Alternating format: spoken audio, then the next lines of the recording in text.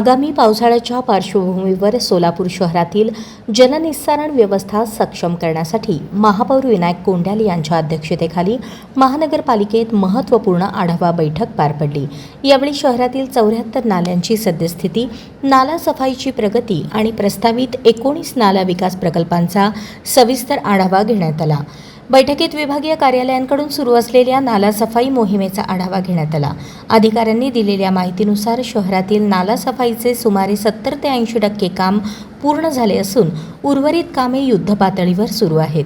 पावसाळ्यापूर्वी सर्व नाल्यांची सफाई पूर्ण करण्याचे निर्देश महापौरांनी संबंधित अधिकाऱ्यांना दिले। पंजवानी मार्केट, मुळेगाव नाका आणि अक्कलकोट रोडवरील मुद्रा सनसिटी परिसरात मागील वर्षी पाणी साचल्याच्या घटनांवरही बैठकीत विशेष चर्चा झाली। या संवेदनशील भागांमध्ये आवश्यक उपाययोजना करण्यासह नागरिकांना पावसाळ्यात कोणताही त्रास होणार नाही यासाठी सर्व विभागांनी समन्वयाने काम करण्याचे आवाहन महापौर विनायक कोंड्याल यांनी केले।